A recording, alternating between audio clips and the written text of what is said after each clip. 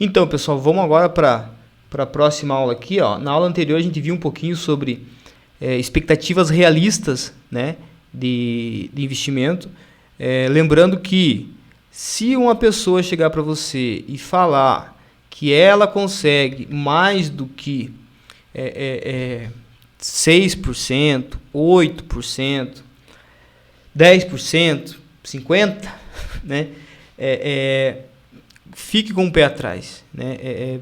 Da grande maioria das vezes você pode estar sendo vítima aí de algum tipo de golpe e tal, então tem que ficar muito ligado. Se a pessoa consegue fazer um resultado tão incrível assim, investindo em bolsa, investindo em ações, investindo no que for, essa é uma pessoa que ela tinha que estar lá dando aula em Harvard, dando aula no MIT, não sei. A pessoa tinha que estar ou operando um grande fundo de investimento, né? Então, pessoal, tem que ter cuidado. E outra questão assim que é muito séria, que eu sempre vejo assim, é que muitas estratégias que têm um resultado, por exemplo, eu já vi estratégias que a pessoa consegue 200% em um mês, 300% em um mês, até mais que isso. É possível, isso é possível. Só que o nível de risco de perder todo o capital investido nesse tipo de estratégia, ele é absurdo.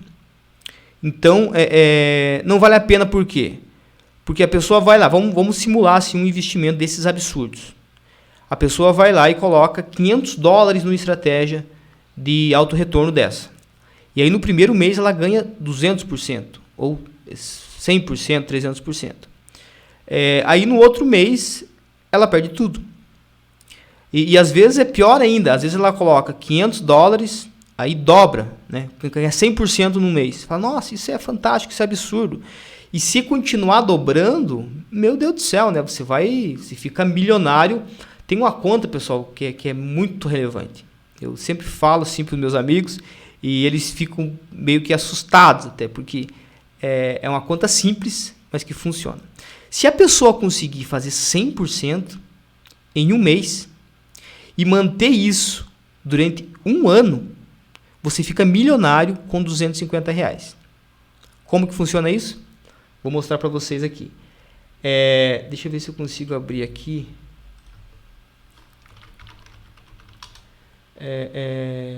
Aqui acho que eu consigo. Então, o que é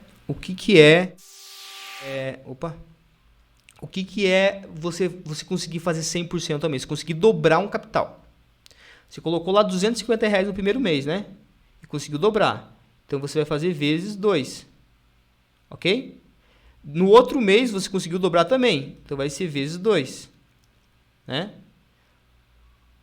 Deixa eu só voltar aqui, porque eu vou colocar mês a mês.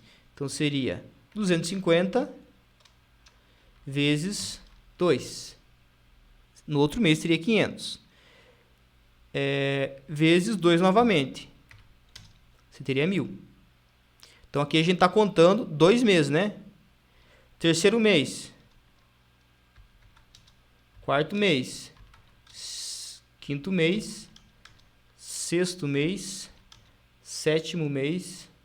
Oitavo mês. Nono mês. Décimo mês. Décimo primeiro mês. Em 12 meses, você teria R$1 milhão. Vocês estão entendendo isso? Eu saio de R$250 e não é feito nenhum aporte, pessoal. Não é feito nenhum aporte mensal. É só os R$250 que você iniciou. Tá entendendo? Você iniciou lá com R$250 e deixou ele render dobrando. Dobrando 100% de retorno no mês. Então, em 12 meses, se tu botar R$250, você consegue R$1 milhão. Por isso que eu digo que é insustentável, porque senão todo mundo estava milionário, né? Se conseguisse 100% de retorno em um mês. E essa questão que eu quero dizer para vocês, por que isso daqui, não vou dizer que isso aqui é impossível, porque ganhar na Mega Sena também é possível. Vocês estão entendendo? Ganhar na Mega Sena é possível. Então, isso daqui é possível. Só que a probabilidade, pessoal, por isso que eu sempre bato na tecla da probabilidade. A probabilidade de você conseguir fazer isso daqui é muito difícil. Porque o nível de risco que você vai estar exposto é muito grande. Então, você vai ter que arriscar muito para você chegar nesse nível. E é aquela história, assim, ó, eu vejo muito assim, o pessoal que arrisca, tem pessoas que são mais arrojados nos investimentos e eles arriscam mais. E às vezes a pessoa fica até empolgada, fala, nossa, um mês ali eu consegui 100%, no outro mês eu consegui mais 100%, e aí ela vai investindo mais ainda, né? Não basta só os R$250 que ela colocou de início, ela vai aumentando os valores investidos, e aí quando ela perde tudo.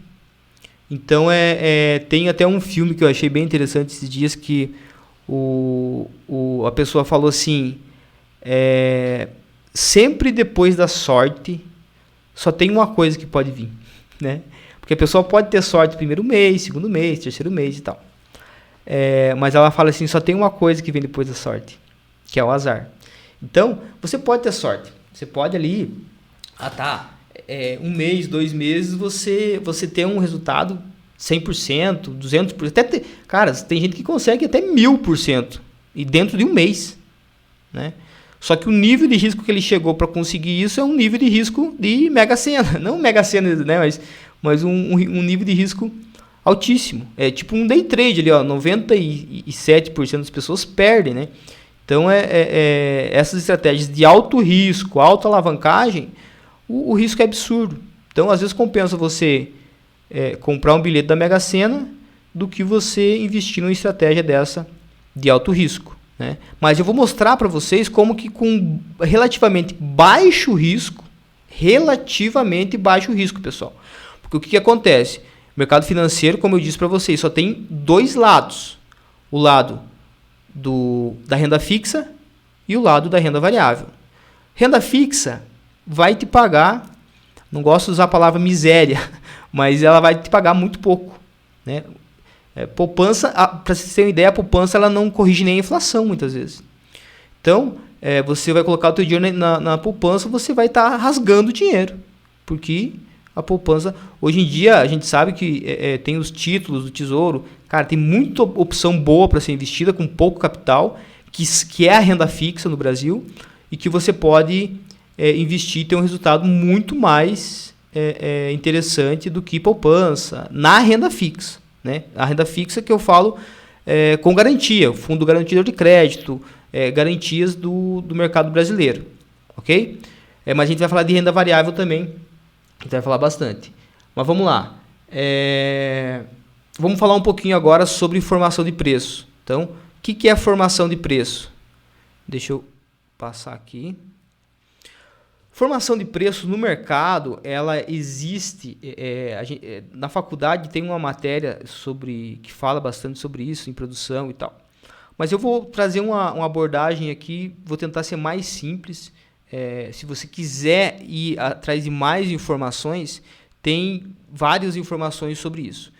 Uma do que a gente aprende bastante é sobre elasticidade de preço. Existem preços que têm elasticidade e inelasticidade de preço. Essa é uma questão mais técnica, um pouco mais complexa. Eu vou dar um exemplo simplista para tentar resumir isso daqui. Por exemplo, assim, existem coisas que, mudando o preço, elas são mais consumidas. E existem coisas que, mudando o preço, elas não são mais consumidas. Então, de forma geral, eu vou dar o exemplo do sal. Se o sal baixar de preço, ele vai ser mais consumido? Dificilmente. Né? Porque o sal, todo mundo usa uma quantia de sal X ou Y, Z. Então, tem alguns produtos que, dependendo do preço, acontece a inelasticidade do preço. O preço não tem variação. Mas grande parte das coisas, aí, vamos dizer assim, qual que é a coisa mais líquida do mundo? Aqui eu já vou falar um pouquinho sobre liquidez. Qual que é a coisa que é mais fácil de ser comprada e ser vendida? Comprada e vendida. Existem 2 coisas no mundo, vou colocar 3. Vou colocar 3 para ficar mais mais entendível, vamos dizer assim. Existem 3 coisas no mundo que são as coisas mais comercializadas e são as coisas que têm mais liquidez. Liquidez é o quanto veloz, quão rápido eu transformo alguma coisa em dinheiro. Vou dar um exemplo de um imóvel. Eu tenho uma casa para vender. É fácil vender uma casa? Mais ou menos, né? Mas, a priori, uma casa leva 1 mês, 2 meses, quem sabe 6 meses para ser vendida. Quem sabe até mais. Então, um imóvel é um ativo de baixa liquidez. É um ativo que dificilmente leva um tempo para mim conseguir transformar ele em dinheiro. Já os 3 ativos mais líquidos ali que eu vou enumerar, é claro que existem nuances, pessoal, existem várias questões, mas os ativos mais líquidos hoje no mundo são euro, dólar, o dólar vem na frente, né? O dólar é a moeda mais forte do mundo, mas é o dólar, o euro e o ouro. O ouro é um ativo, é um minério, mas ele é muito líquido também. Você pode comprar contratos de ouro, né? Então, ele é muito comercializado. Ele é um ativo muito forte.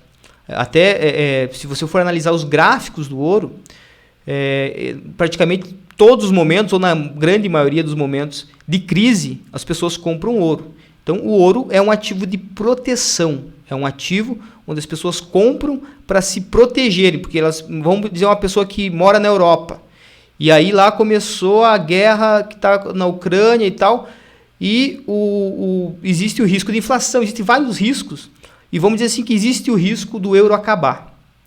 Então, a pessoa que tem euro em casa, ela fala assim, não, mas espera aí. Se tiver uma guerra mesmo aqui na Europa, quem sabe esse euro, daqui a alguns dias, não tenha mais valor.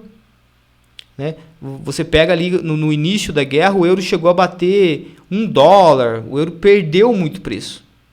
Então, sempre nesses momentos de crise, tem o risco da moeda perder muito o valor de preço e até acabar. Né? A gente teve aí, quem é mais antigo aí no Brasil, sabe que o real, antes do real existia o cruzeiro, o cruzado, né? Existiam várias moedas que acabaram. Então, muitas das vezes, compensa você comprar euro, comprar dólar, comprar ouro, porque aí você se protege. Né? Você se protege contra, você não fica exposto naquela moeda fraca. Né? O Brasil, apesar de ser uma potência no agro, o Brasil é um país muito relevante no cenário internacional, mas a moeda real ainda ela não é vista como uma moeda forte. Né? A gente tem várias moedas aí, a gente tem o dólar canadense, tem o dólar neozelandês, tem o franco suíço, tem a libra esterlina, tem o ien japonês. Todas essas moedas estão na frente do real brasileiro, infelizmente. Então, quando você vai analisar aí as moedas do mundo inteiro, e a moeda real, o real brasileiro, ele é considerado uma moeda exótica. Né? Se você colocar aqui, ó, para não dizer que eu estou mentindo, pessoal, real brasileiro, moeda exótica. É isso que o pessoal chama. O pessoal chama o Brasil de... sempre quando você está no contexto internacional e você vai falar sobre o real brasileiro, eles falam assim, não, mas espera aí, comprar real é arriscado. O grande investidor internacional ele acha muito arriscado comprar real. Por quê? Porque o Brasil, você pega o real, ele vai ter quantos anos? Tem 20? Acho que não tem 30 anos o real, né? Desde a sua fundação, vamos dizer assim, sua criação. E enquanto as moedas mais fortes, aí, imagina quantos anos tem a libra esterlina, quantos anos tem o dólar americano. Então, o real brasileiro ainda é uma moeda considerada exótica. Né? Moedas, vamos ver quantas mais aqui, ó, moedas exóticas. Quais são as moedas exóticas? O rubro também é uma moeda exótica. A lira turca também é uma moeda exótica. A coroa sueca é uma moeda exótica. Deixa eu colocar aqui para vocês verem comigo. Opa. Aqui, ó. Então, o rubro, você pega a lira turca, você pega a coroa sueca, são moedas relativamente novas ou de países que não são tão, vamos dizer assim, estáveis, seja politicamente, estáveis, seja economicamente. Então, existem muitos. moeda do Kuwait, tá vendo? Tem umas moedas assim que são as moedas mais fortes consideradas, ó, euro, o ien japonês, o GBP, né, a libra, o franco suíço, o dólar canadense, dólar australiano, coroa norueguesa. Então, pessoal, para vocês verem como que o real ele é um ativo que não é tão líquido assim, em comparado com as outras empresas, as outras moedas dos outros países. Mas vamos lá. Deixa eu só fechar aqui, vamos continuar aqui, ó. Então, se vocês entenderem o que é a liquidez, aí a gente já parte para o passo de formação de preço. Como que é formado o preço do real brasileiro em relação ao dólar americano? Existe uma coisa que se chama lei da oferta e da procura. Essa lei, pessoal, é uma lei universal, né? O que ela diz? Ela diz que quanto mais procurado é uma coisa, mais cara ela fica. Quanto menos procurada é essa coisa, mais barata ela fica, de forma geral.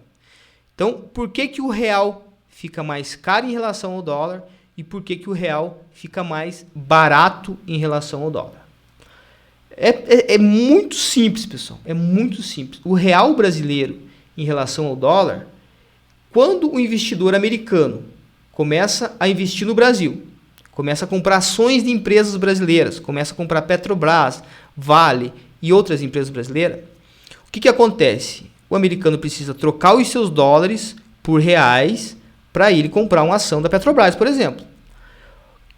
Nesse ato dele trocar dólares por reais, ou seja, comprar reais, o real vai ficando mais caro, né? Conforme o inverso vai acontecendo, o dólar vai ficando mais barato.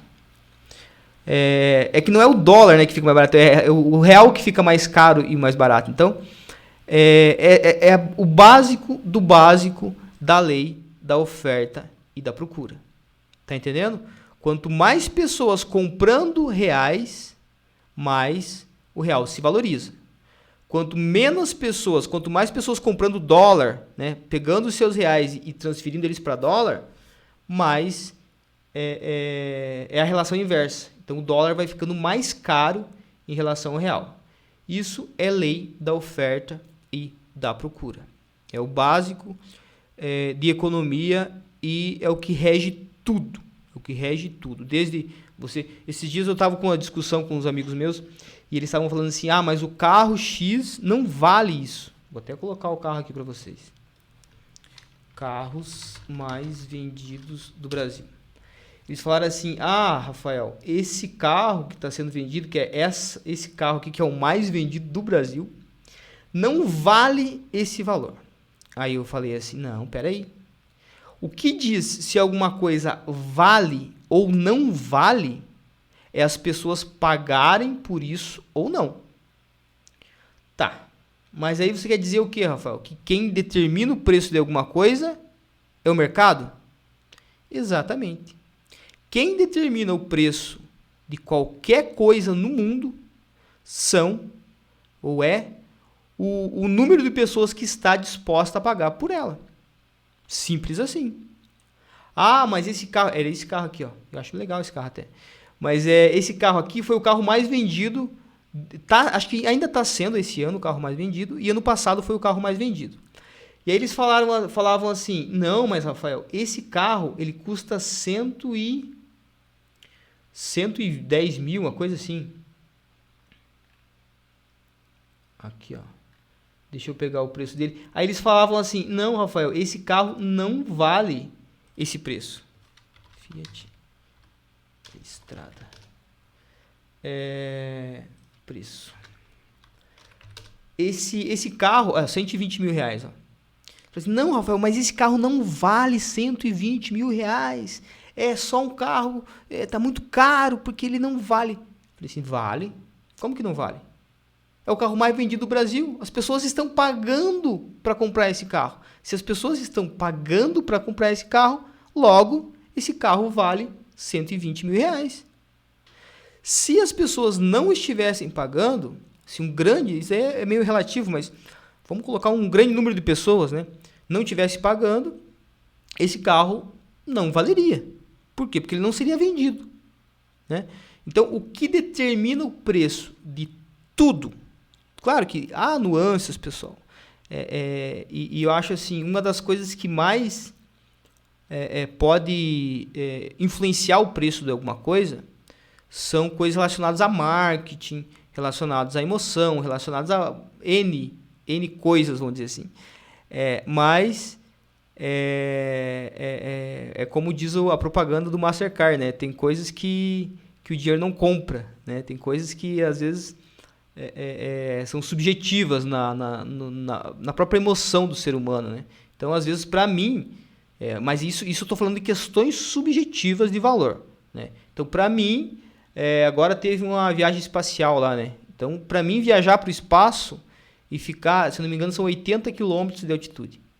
A pessoa vai pagar lá 1 milhão, digamos, de dólar. Cara, para mim, quem sabe não faz sentido. Para mim, seja um preço que não vale. Só que para outra pessoa pode ser uma coisa que ela sonhou desde a infância dela e ela vai economizar a vida inteira dela para ela conseguir fazer uma viagem para o espaço. Então, existem questões subjetivas e emocionais e de marketing que influenciam preços, com certeza. Isso é um fato. Mas, de maneira geral, os preços são determinados pelo mercado. Ou seja, o número de pessoas que está disposto a pagar por aquilo é aquilo que ela vale. Vamos lá? Vamos para frente aqui. É a mesma coisa em ações, é a mesma coisa em moedas, é a mesma coisa no próprio, vamos pegar o Bitcoin, né? Vamos colocar aqui, ó, BTC USD, que é o dólar versus o Bitcoin, né? Então, o Bitcoin hoje, nossa, deu uma caída feia esses dias, né? Mas o Bitcoin, de maneira geral, está valendo 26 mil dólares. Por que o Bitcoin, cada Bitcoin vale 26 mil dólares? Simplesmente porque nesse momento existem pessoas dispostas a pagar por isso, pagar esse valor aqui por cada Bitcoin. Tá entendendo? Olha só o preço da volatilidade dele, olha quanto ele variou, né? Então a variação do Bitcoin é muito complicado. Eu acho assim, só fazendo um parênteses em relação à criptomoeda, pessoal,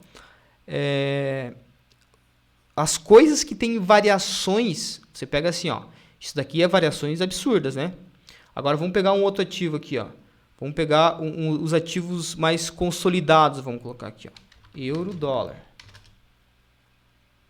Ó, se você for analisar um euro dólar em relação ao Bitcoin, olha só, aqui a gente já entra num conceitozinho mais específico, mas só para fazer um parênteses para vocês entenderem o que é volatilidade. Volatilidade é a amplitude de variação de um ativo. Então, a volatilidade do Bitcoin é muito grande. Isso mostra para a gente que o risco de você perder dinheiro em ativos de alta volatilidade é muito grande. Então, você pega aqui, ó, ele chegou a valer 60 mil dólares e agora ele está valendo 26 mil dólares. Então, é um ativo que tem uma variação muito alta. O risco de você perder dinheiro nisso daqui é absurdamente grande. Grande. Então, cara, mesmo eu vejo assim, mesmo as pessoas que estudam muito e tal, cara, muitas das vezes elas ganham dinheiro no mercado de cripto, mas muitas das vezes é sorte. Então, é muito difícil ganhar trabalhando com ativos de alta volatilidade. Ponto. Isso é fato. Agora, você pega um euro-dólar, olha só a vantagem. Qual que é a vantagem? A vantagem é que ele sai de 71, aqui ele chegou a valer 71 centavos. Deixa eu ver se eu consigo deixar maior para vocês conseguirem ver melhor, pessoal. Ó, ele chegou a valer aqui 71 centavos de dólar, e aí o máximo que ele chegou foi valer 1,57, tá vendo aqui? Ou seja, um ativo que sai de 65 centavos para 1,57, a variação máxima dele aí vai ser em torno de 3 vezes, 2, 3 vezes. Então, quer dizer o quê? Isso quer dizer que, vamos pegar aqui nos últimos 5 anos, ó, nos últimos 5 anos ele saiu de 1,16 para 99, vocês estão entendendo? Então, essa amplitude de variação de 1, vamos arredondar para 1, de 1 para 1,20, tá entendendo? São 20% de variação dentro de um período de 5 anos. Até menos aqui, né? Porque aqui deu um... Mas vocês estão entendendo a minha analogia? A volatilidade, a variação desse ativo durante o período de 5 anos é de 20%, é muito baixa. Agora você vai pegar 5 anos de um Bitcoin da vida e você vai ver que ele valia o quê? Valia 3 e foi para 64. Você está entendendo a volatilidade, a diferença de 3 para 60 e pouco, e aí agora já chegou numa mínima aqui de 16. Então, um ativo que tem esse tipo de volatilidade aqui é um ativo que não é um ativo consolidado, não é um ativo de referência. Até tinha algumas pessoas que falavam no início do Bitcoin até que ele era um ativo de proteção. O que é um ativo de proteção? Um ativo de proteção é um ativo que, em momentos de crise, ele se valoriza. Aí eu vou pegar o que... Eles falavam assim, não, Rafael, mas espera aí. Quando aconteceu a Covid, por exemplo, que é um momento de crise, o Bitcoin tinha que se valorizar. E o que aconteceu aqui em 2022, 2021 aqui, ó? Não, aqui acho que foi, né, a pandemia. Mas a gente não viu assim uma valorização do Bitcoin. Até hoje ele chegou a valer aqui, ó, 16 mil dólares e tal. Então, o que é um ativo de proteção? Eu vou mostrar para vocês agora. SHA-USD. SHA-USD é o ouro. É chamado de SHA também. Deixa eu ver se eu consigo abrir o gráfico dentro do Google direto. Vou colocar direto assim, vou ver se ele vai puxar. O ouro é realmente um ativo, é um minério e é um ativo de proteção. Por quê? Porque todos os momentos de crise, o ouro se valoriza. Então, eles falam assim, não, porque o Bitcoin é o ouro digital. Não, eu discordo categoricamente falando, porque o ouro, nos momentos de crise, ele se valoriza. As pessoas começam a comprar ouro no momento de crise devido à sua valorização, né? Devido à sua proteção que ele proporciona. Já ativos como o Bitcoin, né, outras criptomoedas, você não vê isso, né? Você não vê as pessoas comprando para se protegerem de momentos de crise. Então, é por isso que eu digo que o ouro é um ativo de alta... Deixa eu ver se eu consigo colocar aqui ouro, dólar. É um ativo de alta... de baixa volatilidade. Então, ele não é um ativo que tem essas disparadas absurdas, né? Deixa eu ver se eu consigo achar um gráfico aqui. Vamos ver em Marte se aparece. Que aí você consegue ver bem certinho. Vamos ver se aparece quando vai em gráfico.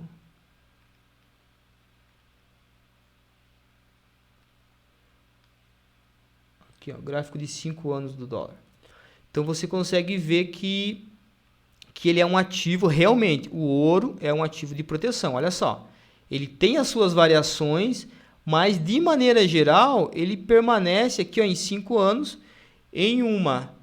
aqui tem no Covid ele se valorizou mais ainda, né? No Covid a gente viu que ele aumentou de preço, as pessoas se protegeram comprando ele, e é um ativo de proteção que tem muita liquidez. O que é liquidez?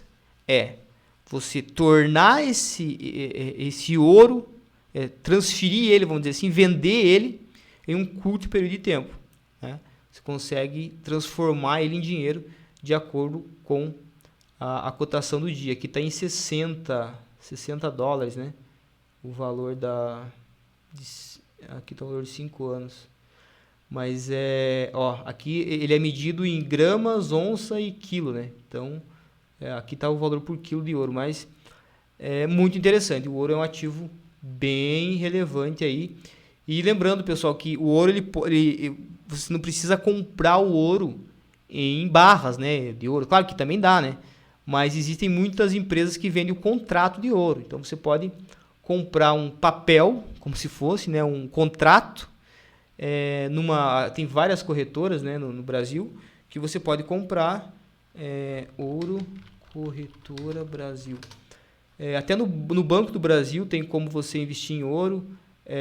Mas tem várias corretoras, XP Investimento, Banco do Brasil, Itaú Corretora. Tem como você ir na corretora do teu banco, ou outras corretoras aí, e você comprar o SHAL USD, né, ou o ouro USD. Tem corretoras nos Estados Unidos também, você pode comprar em dólar, mas corretoras do Brasil é vantajoso você usar, porque elas são reguladas pela CVM, pelo Banco Central. Então, você pega essas corretoras, por exemplo, Clear, você pega uma corretora tipo... Vamos ver se tem mais corretora. O Itaú, né? O Itaú é um banco super conhecido, tem a corretora. O Banco do Brasil também, um banco do governo. A XP é uma das maiores corretoras do Brasil também. Então, tem várias corretoras que você pode entrar em contato com eles e falar, eu queria comprar aí o correspondente de R$500 em ouro, ou R$1.000 correspondente em ouro, ou R$10.000 correspondente em ouro. Então, você pode fazer esses tipos de contrato comprando o ouro em papel, vamos dizer assim, né? Você compra um direito, e aí vai ficar no teu CPF, vai ficar no teu nome, e você não tem risco de perder. Então, o ouro é um investimento muito bom, né? O euro também é bom, o dólar também é bom, mas contratos de ouro são bem relevantes. Mas vamos lá. Então, pessoal, eu espero que tenha ficado claro essa questão de liquidez para vocês, né? Formação de preço também. Então, por que o preço do ouro sobe, Rafael? Por que o preço do ouro desce? Sempre a lei mais forte de todas. Oferta e procura. Procura e oferta. Então, quando você vê momentos de crise, o ouro subindo, é porque as pessoas estão comprando ouro. Elas querem se proteger, elas querem ter uma garantia, como se fosse. Você vê o valor do ouro caindo, é porque as pessoas já estão, não, peraí, eu vou pegar esse dinheiro aqui e vou investir em um outro lugar, sabe? Então, é tudo relacionado à lei da oferta e da procura, ok? Deixa eu ver se tem mais alguma coisa aqui. Eu acho que é isso, pessoal. Vamos para a próxima aula ali, e aí a gente vai estar falando de mais sobre mercado de investimento, beleza?